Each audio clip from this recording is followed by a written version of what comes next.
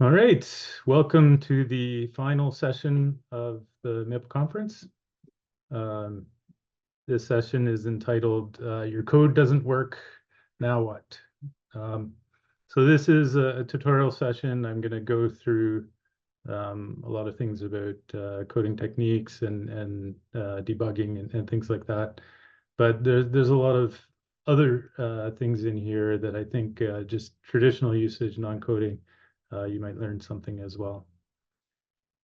Before I get started, in a previous session, somebody talked about backups and how do you get them? You know, what happens if your session crashes? So that sort of fits into this session, and I might as well show that.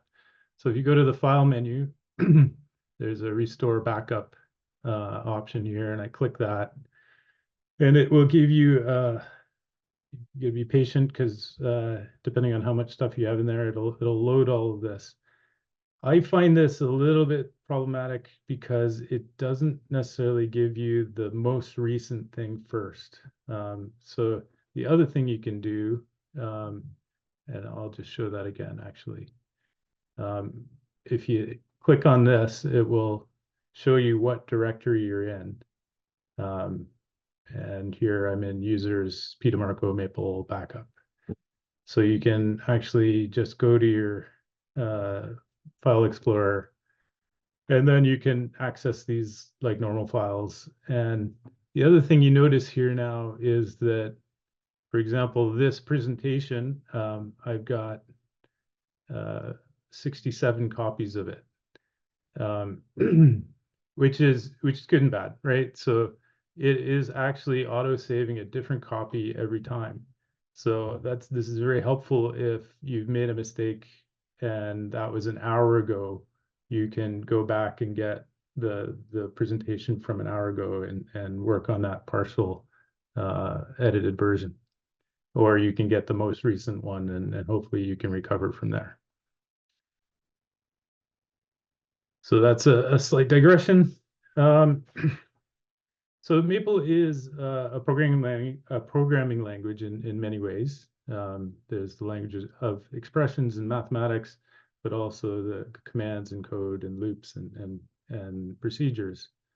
So a lot of the methods that you can apply from other languages, if you're coding in Java or C++ or something like that, can be also applied to Maple.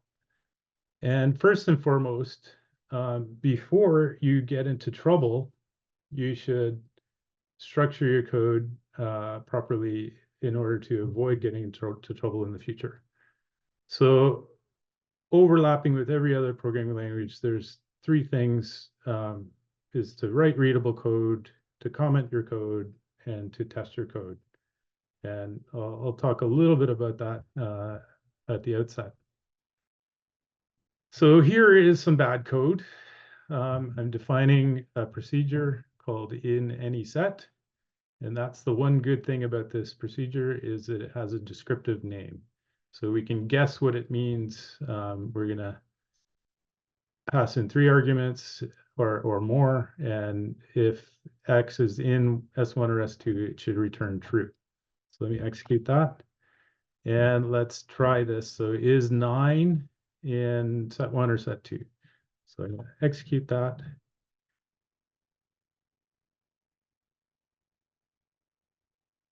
And it's returning false. So why is it returning false?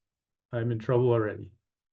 So if I go back here and I try and look through the code to see what the path is, I'm already having problems.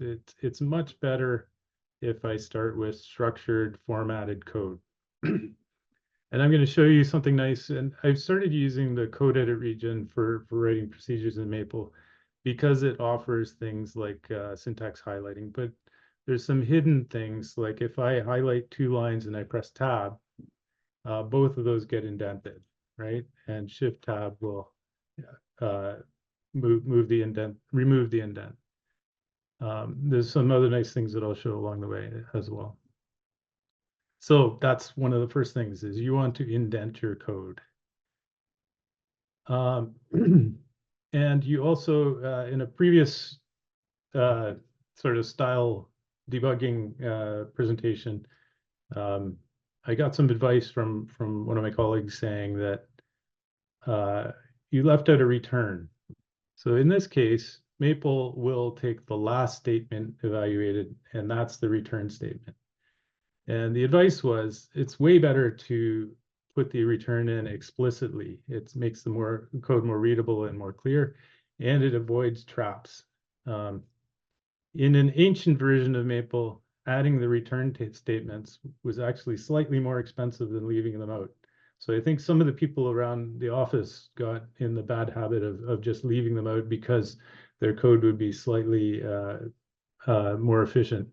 But that limitation is gone. The return statement is just as fast as putting it in as not putting it in.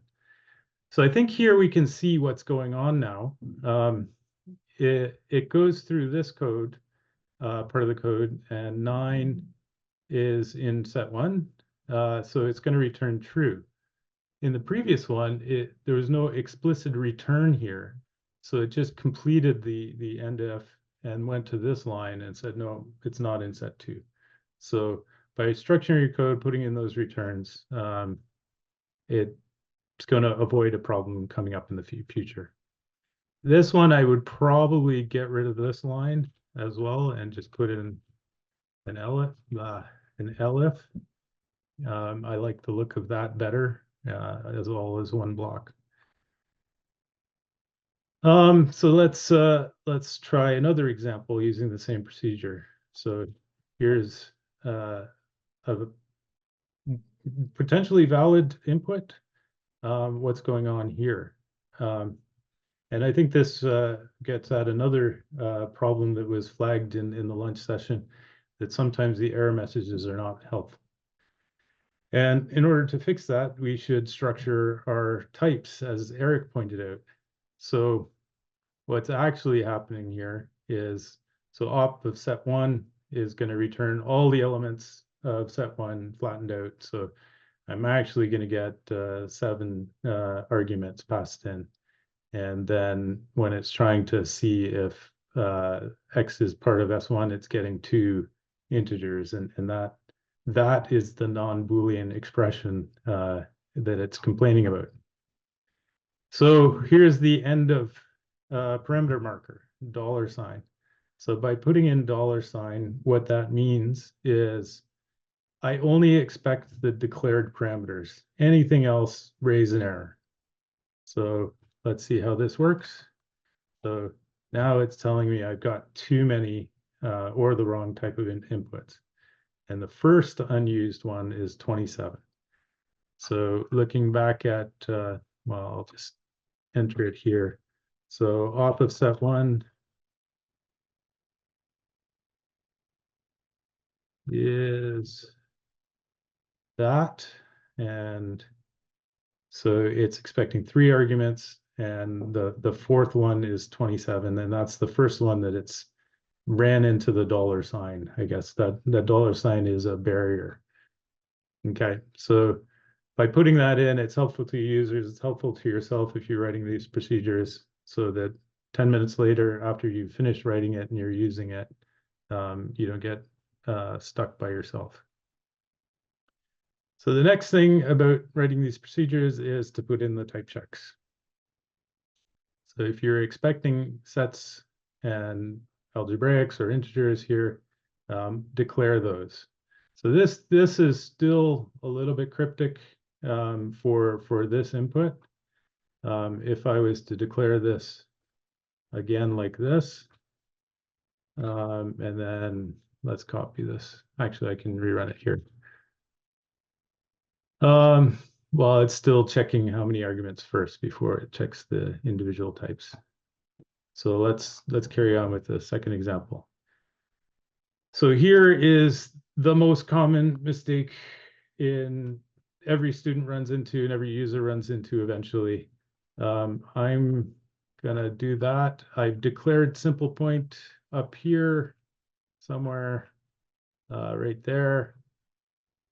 And now when I execute this, it's saying The first argument, x, is supposed to be an integer, and I didn't get anything. I got this simple point. Wait a minute, I've spelled it wrong. It's actually sample point that I really wanted. So putting in these type checks is one barrier against that. Knowing that when you get a weird error, you might want to check your inputs is another thing that a best practice that you can start looking at. If you want, you can always go to this variables manager and confirm what variables are live in your session. It gives you a list of all the live variables. And I can, if I'm suspecting something like this, maybe I haven't evaluated it in the current session, or I've spelled it wrong, I might not see it here. Okay. So keyword options. This wasn't covered in Eric's talk, but is a very powerful feature of parameter processing when you're using procedures in Maple. And I'll get into them a little bit in a second. I just want to introduce this by giving a famous bad complicated procedures. So this is a C declaration in the C programming language of a BLAS function. DGAMM is the BLAS function for matrix multiplication. And this is what it looks like. It has 1, 2, 3, 4, 5, 6, 7, 8, 9, 10, 11, 12, 13, 14 inputs. And you've got to get the order right, and you have to know exactly what they are. And so any documentation will explain all of these things. And hey, this is just, I want to multiply two matrices. What are all these things? So Maple is way better. You could declare this like this, and this is using all of the same arguments, all of the same power, right? So this time I'm declaring A and B as matrices, and I'm going to make this one optional, right? I've given it a default value by saying colon equals null. So when I get into that, that's going to store the output matrix. And if internally, I can say, oh, if C was passed in as null, I'm going to create a new matrix. Otherwise, I'm going to use C as the storage matrix for the output. All the other options I'm going to use as keywords.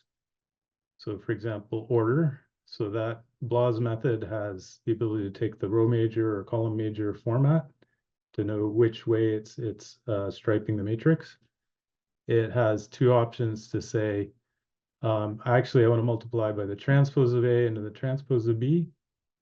And it's got an alpha and beta for multiplying a constant times the matrix, the input matrices. And it can do that all in one go. The other parameters, such as the matrix size, the input size, those are more important to do in C because you might have just a memory block and it's not a rich data structure that tracks the information. So you have to track it externally and pass that in. You could just compute those. And these upper bounds functions are very quick, especially compared to a matrix operation, which is order n squared. So don't be afraid to compute those and simplify your interface. So the way keywords work in Maple is, well, let's just set up a couple of matrices first. And let's take the semicolons off so I can see them. And then when I call this matrix, this method that I've just done, actually it doesn't, I didn't run this, that's why. Okay. So it returns nothing because the implementation is omitted. But the skeleton is there. So if instead of wanting the default just basic matrix multiplication, now I can also provide all the options in terms of keyword parameters. So alpha equals 2. And then the ordering doesn't matter. I could take this and put this over here if I wanted. That's a big problem with the C version is you have to make sure you get all of the options in order, and then looking at it at a glance is difficult. Here, I can very clearly see what's going on and what all the options are, and I can tweak those very easily. Okay, comments. Commenting your code is a very good idea. Um, I think everybody is familiar with the hash comment. Um, so if you put a hash in front of a line of code, um, the compiler just ignores that.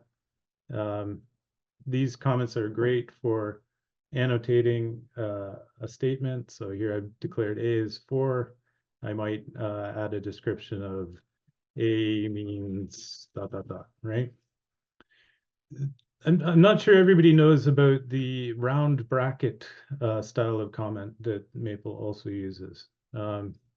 And this is also supported in the code edit region. So if I add another line here, it automatically pre-fills. This is, you don't need the additional stars. I actually kind of like the clean no star look. It's only the first and last boundaries that matter. And these are especially useful for introducing a procedure that you have multiple lines of comments, or if something's going wrong and you want to block out a piece of code, you can use those comments to in one end and one start and one end disable some code that you want to put back in later without having to delete it. So just to be aware that those comments are there. So assertions are a good coding practice. So these in Maple are done using the assert command. And the way this works is you give it a Boolean operation. So say a type check here. So this colon means a type check. So I'm asserting that POW is of type integer. And then you can put a description. So if I declare this, by default, assertions are turned on. So if I run this and then I run this, nothing gets tripped because it's assertions are sort of advisory, and you can turn them on in deep in your code. But if I turn up the assert level, now all of a sudden assertions are active.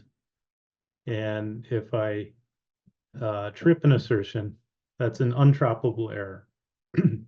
And it will tell me this line of text that I've specified, so that I know I can go back into my code and search for that string and know exactly where I made a coding error. Return types are another kind of assertion. So the way you declare a return type is by putting colon and a type at the end of your opening of the procedure. So what this is going to, it's going to be an assertion that whatever is returned by this procedure is of type integer.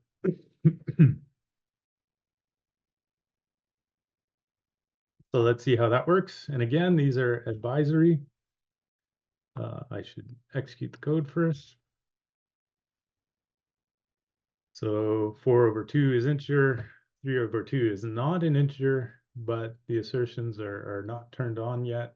We have to bump this up to assert level 2 in order to enable return type assertions. So now I've done that. If I execute that, I will get this error. It's the end of the day and my voice is getting hoarse. Okay, let's go through a few more things.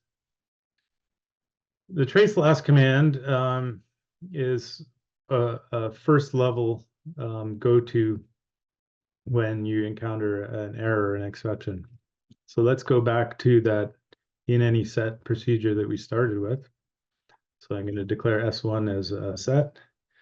And this is the version that doesn't have the $. So I'm executing that. And it's saying this weird invalid Boolean expression message. So I can call trace last.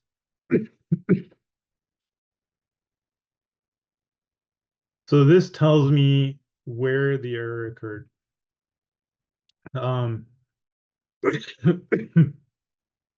Since this is a top level command, I'm seeing just one level of the stack. This is saying it's in statement one of the is any set in any set procedure. So let's see how it looks if I have a nested call.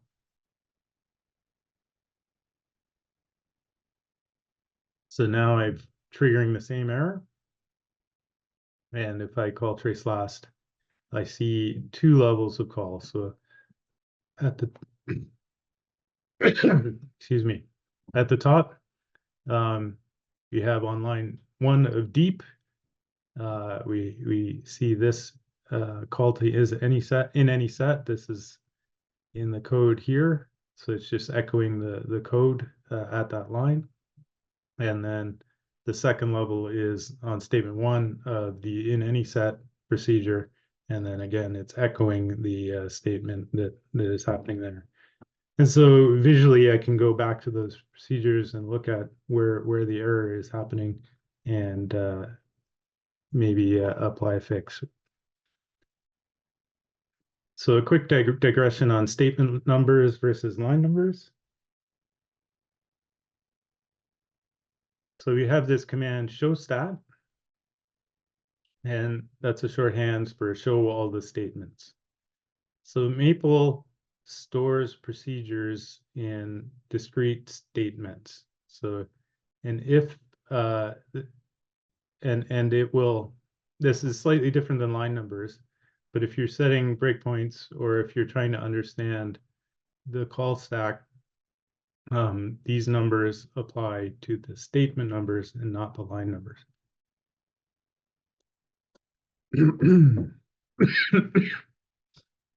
So let me read an external file, and this has, actually, I should open that up.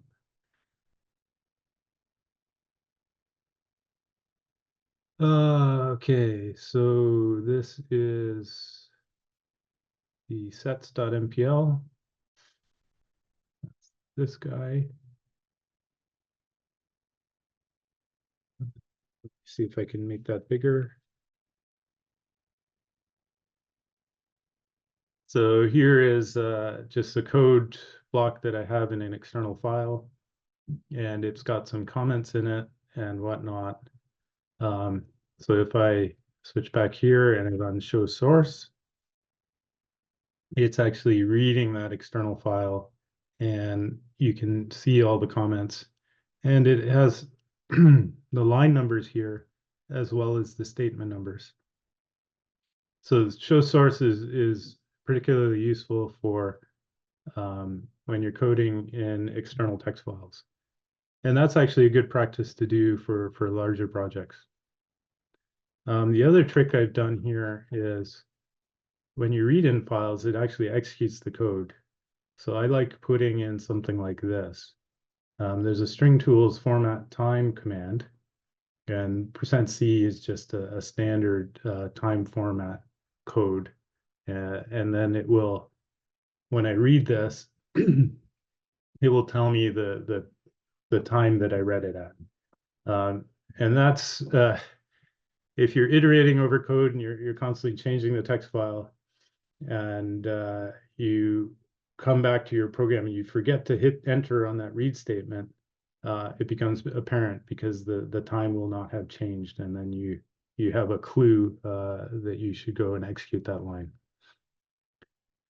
So Maple, if you're loading your own code, will store that line number information, and you can make use of that in the debugger and in commands like show source. And we'll get to that. Well, right now we'll get to that. So the debugger. In preparing this talk, I went to the programming guide and found this example. And actually, the chapter on debugging in the programming guide is very good. So it's another resource that is worth reading. The whole programming guide in general is good and to scan through and even read the first 2 chapters as more of a book, an introduction. So here is a procedure that's supposed to implement the sieve of Aristonius, and which, given a parameter n, returns the count of the prime numbers less than or equal to n. Okay? So this is the implementation, and this implementation is buggy. So we're going to execute this, and it gives this weird result. So the way we're going to diagnose this is we're going to use the debugger. So the first thing we'll do is we'll set a breakpoint, and we can use the stop at command to set a breakpoint. And we'll just set it on the procedure entry point. So I can do stop at sieve. I could provide a line number here, stop at line 5, for example, but we'll do something like that later. So now when I execute it, I get this window popping up, and that's the Maple debug window. So to note about the debug window is it'll show you what line you're on currently executing. It has this little text area here that's very useful for typing in commands. And then it has some pre-built controls. So for example, I can hit next, and that will instruct it to go to the next line. I can also type that in here, next, and that will continue the line. One very helpful thing to do is type help in here. And help gives you a short list of all the commands. And this is a very useful reference. If you forget the syntax, you can just type help and use this as a quick reference.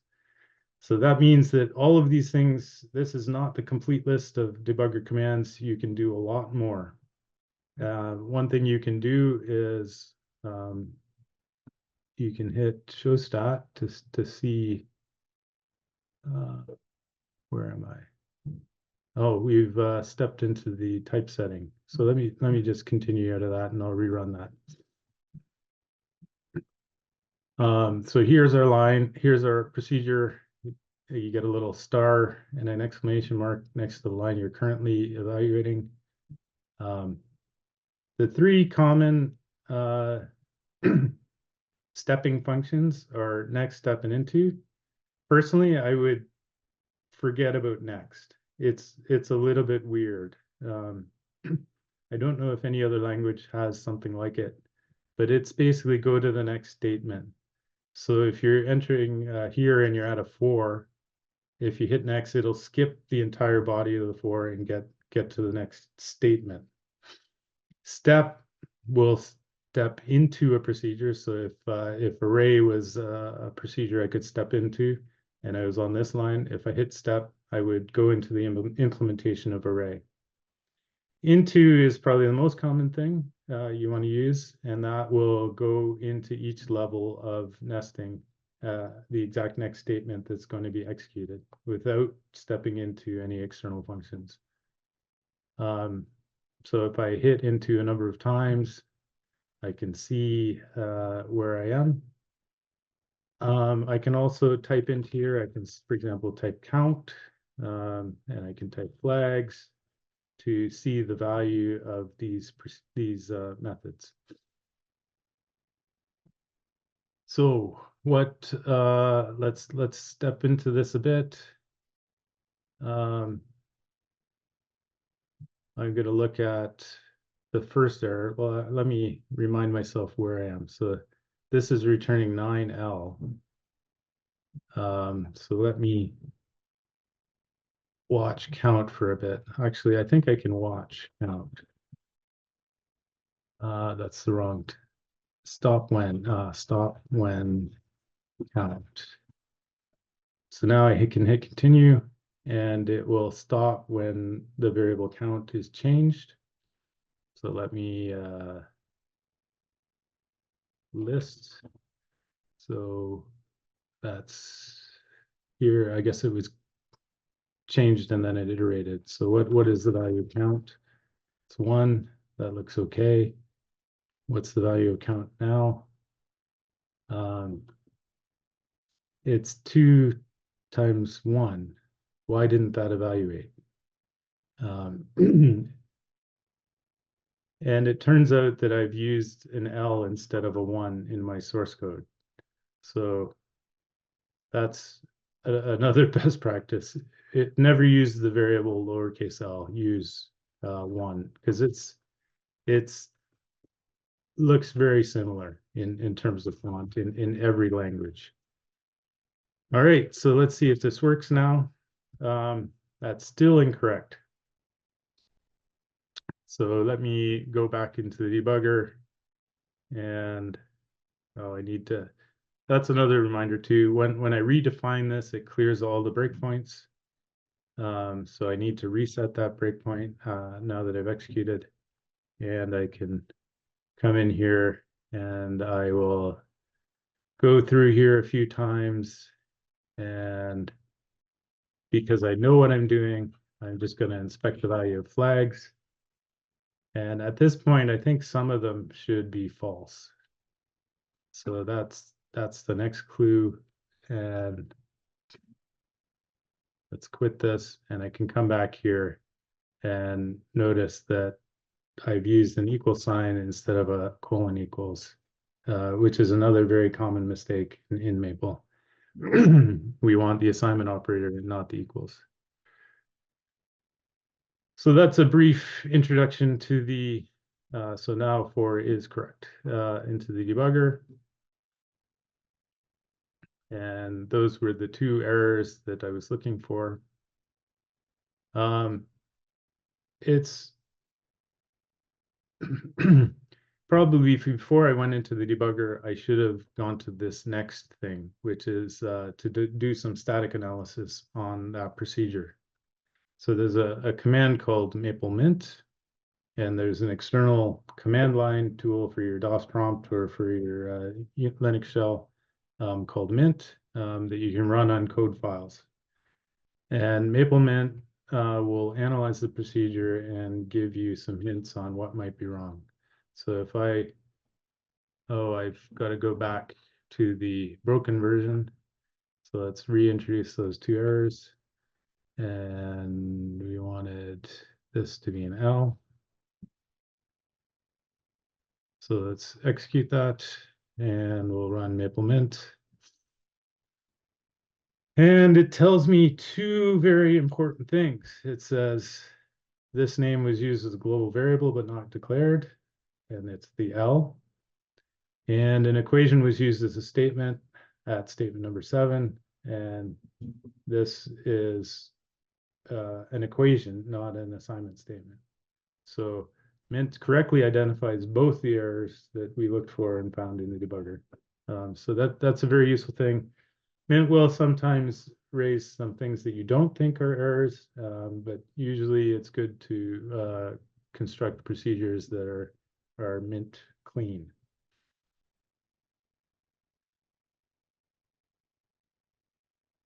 So let's talk about stop error and trace last. So we already mentioned trace last, but we can also talk about stop error. So let me execute these 2 things. So my func0 gives an error. Now I can use the stop error all. So I almost always use all here. You can give it the name of a procedure, and it will restrict the stopping to procedures that you've listed. But I think most of the time you want to just stop at all errors.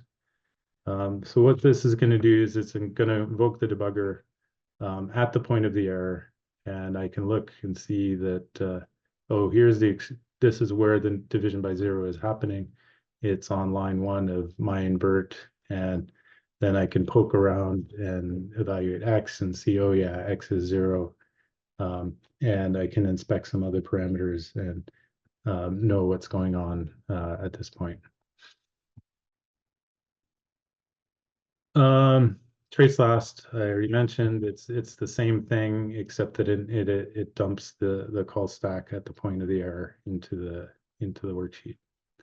So it's very similar, but I like the stop error functionality because you can get into the debugger and examine some of the quantities while you're there.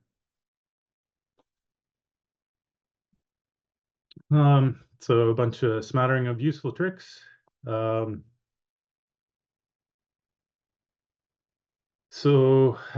is a fun one. Let me do this for the sake of the die-hard ancient Maple users. So does everybody know that we have a command line version of Maple? So this is in a DOS prompt. I can define a procedure here, and I can do stop at big. And when I call big of, sorry, this guy, let's copy this.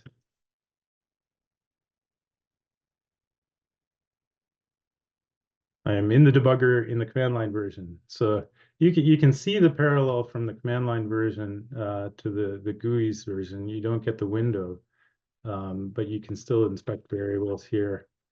And these are big variables. So when I go into, I get this scrolling thing. So the hint here is I can go into with a colon, and then I just go to the next line without it echoing the value of the next line. That's just something fun to know about. You can do the same thing in the GUI. It's not as big of a problem in the GUI because of line wrapping. So when I go into, I still get this big long expression, but it's not line wrapped, so it doesn't take up my whole screen, and it's more manageable. I can still do into colon, and we'll skip the rendering of the last line, which is sometimes useful even in the GUI. Another useful tip is to you can use NOPS or has or seek to inspect the big expression that you're looking at rather than just dumping the whole thing to get a sense of what it is or what's inside of it. Module locals. This is something that I use every day when debugging things. So a package, and we've seen this in Matt's code and Eric's code examples, where I've created a module and I've got some local procedures that are called from my module apply.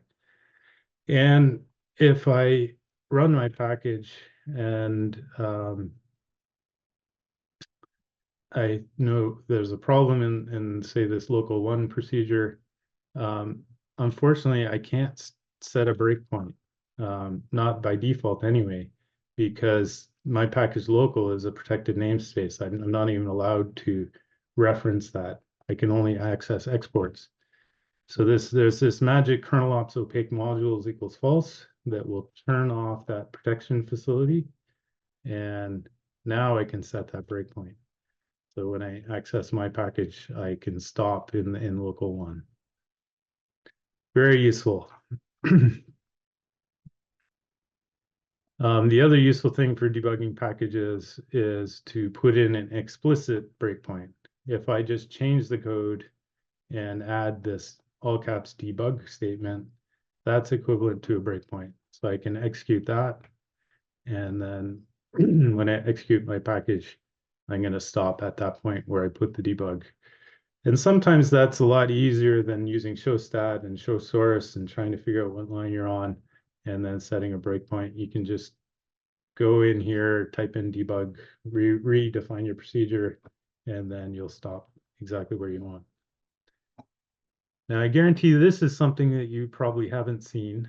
On the button bar, there's right next to execute, all execute, single line, the debuggers, the sessions execute stop. There's this little bug icon, and I'll show you what that's for. So here I've got a big loop, and I can execute that. It's running, it's running, it's running. I think there's something wrong right now, so I'm going to hit that button, and it throws me into the debugger, and I can do the debugging I need to at that point. So I'm at I equals 4 million something. So that's an interesting thing. That's for where you don't exactly know when it's going wrong, but you know it's sometime after 3 seconds. Sometimes breaking into the debugger after 3 seconds then lets you see what's going on a little bit more in the code. Here's something that's worth mentioning. So if there's really 3 ways to do things. I can do it wrong like this. This code really needs a with linear algebra at the beginning.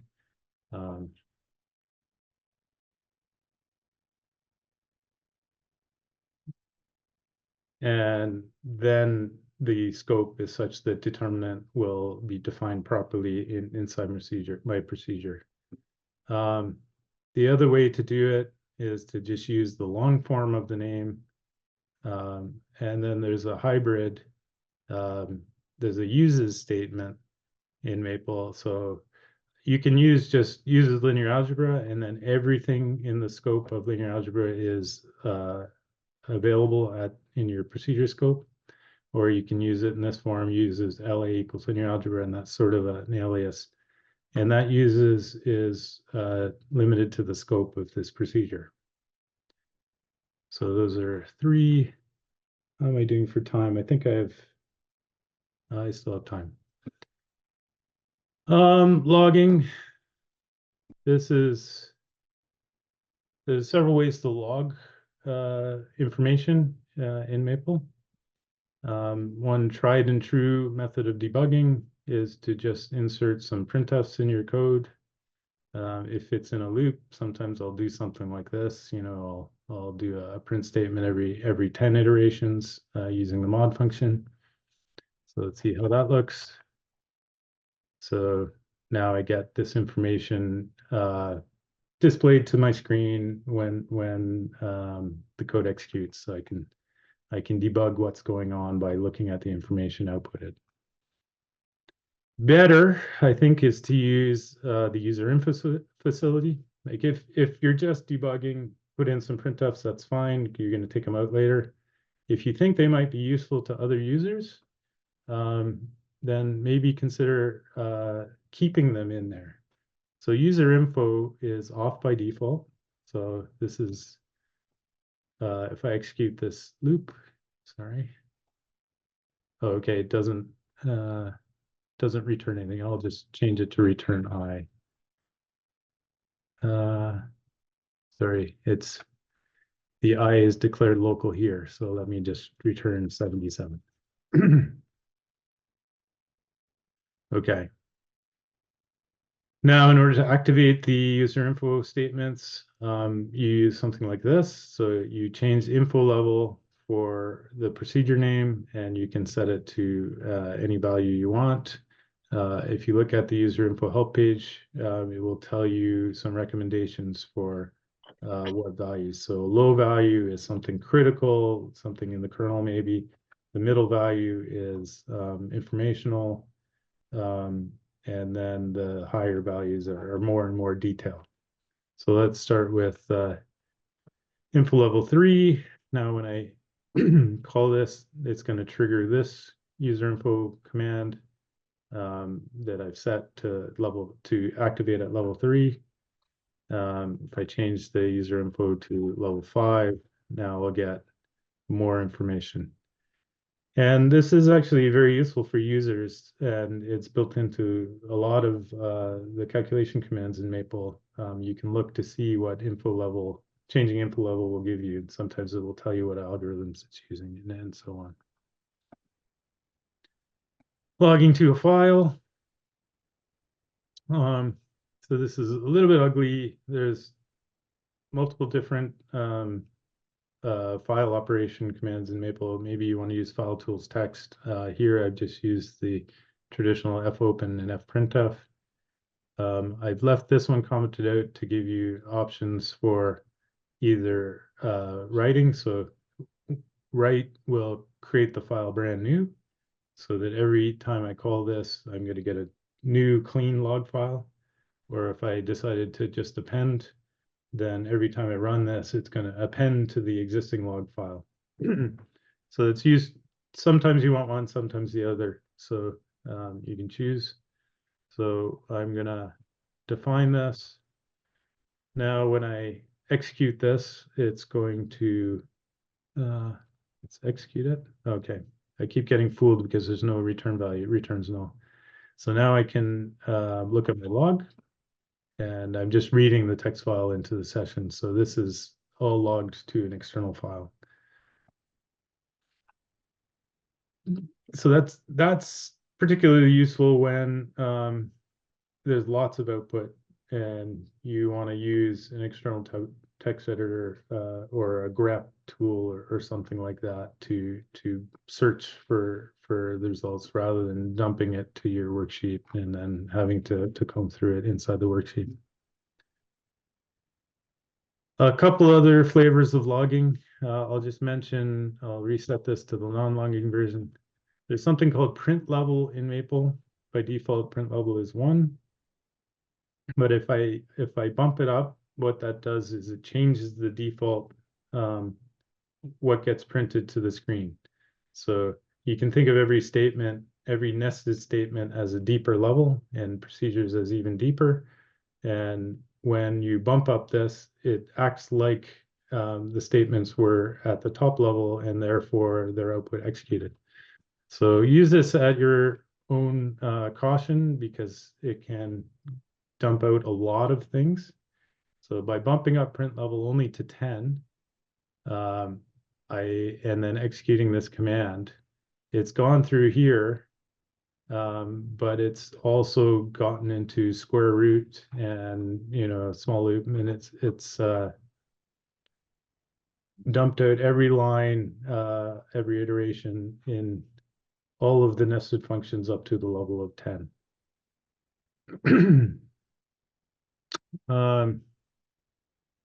So again, that's also useful if you have no clue where the error is and you just want to comb through a lot of data and see what's going on. I'll also mention write to. This one is also use at your own peril.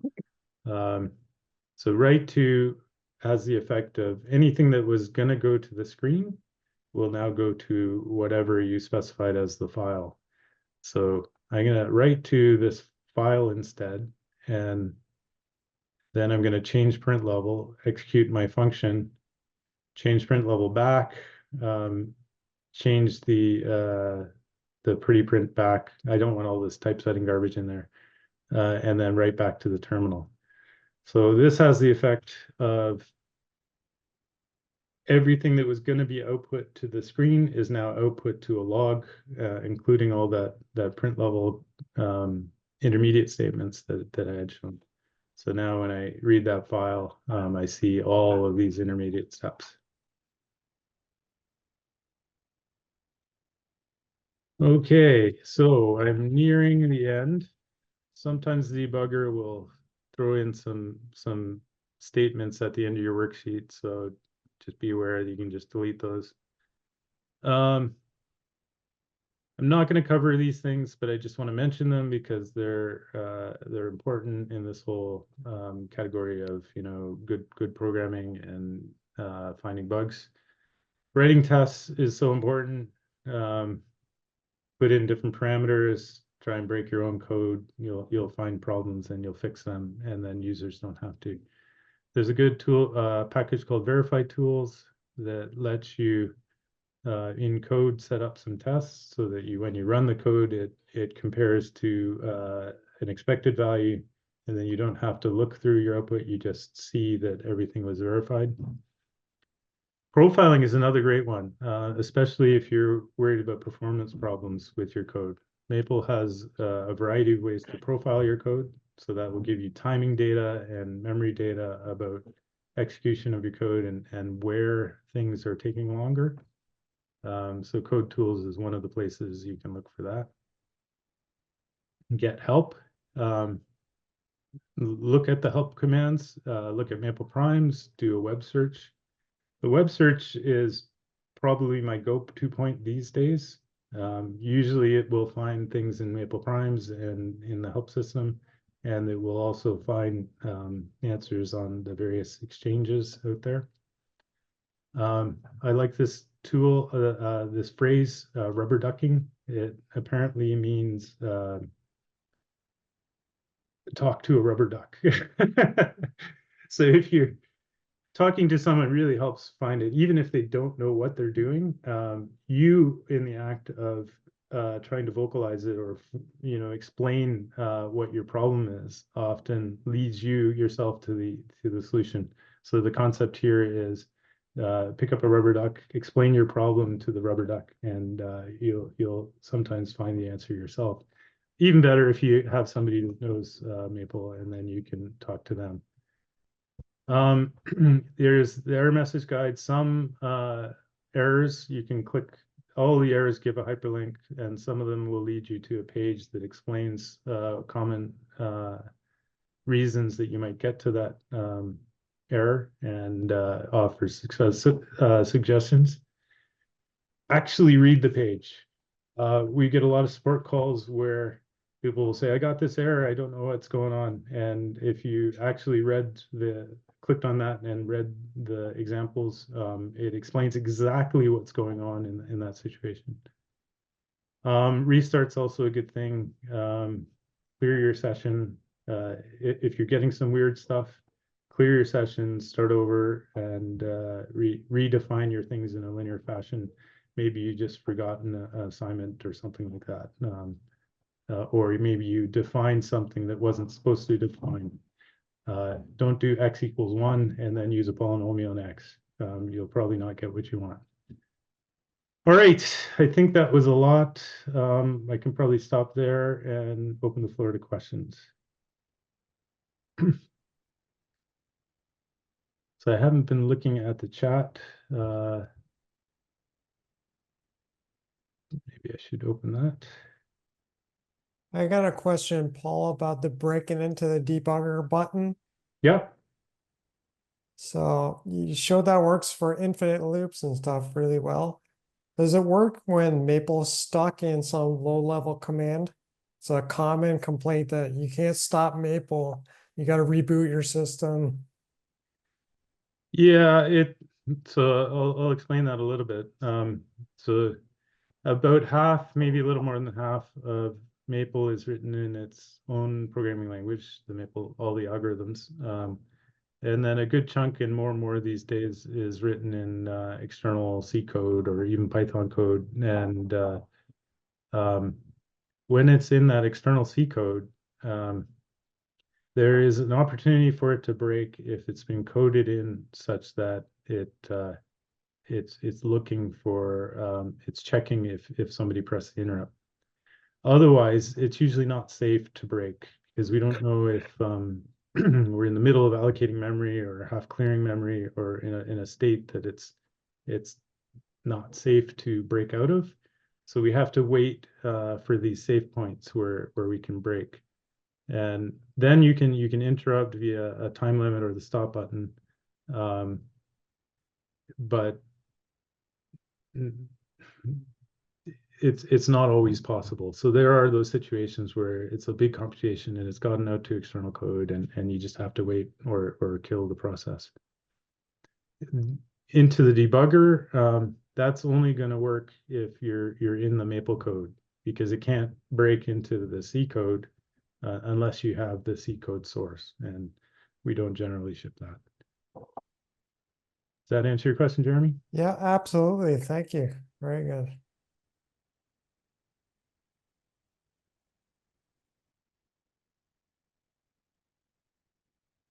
I'm just going to go through the chat and see if I can catch up. Oh, the L versus 1. Yeah, it's very subtle.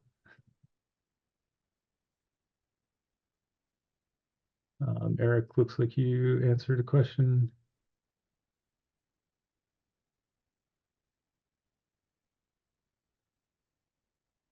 Okay. Anyone else have a question?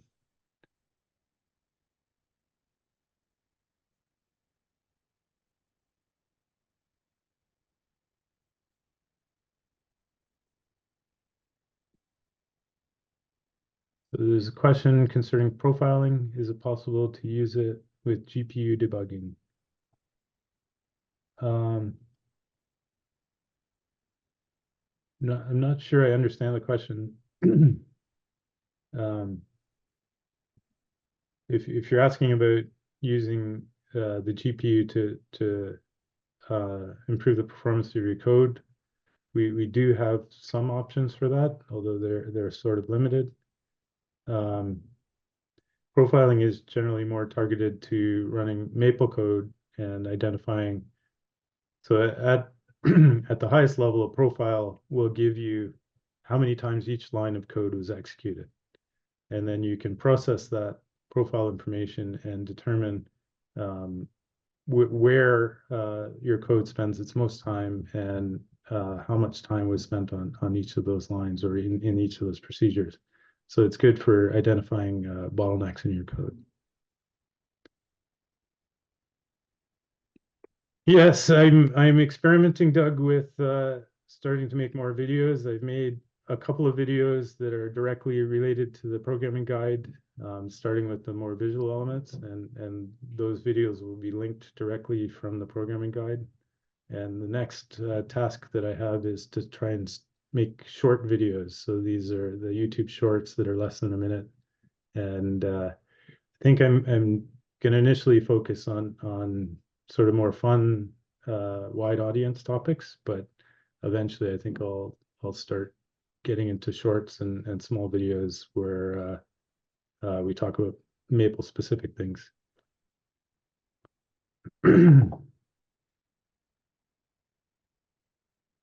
Yeah, I think so. The programming guide ones will be linked in the help pages directly and to the video. So where it covers the topic, it will link to the video as well.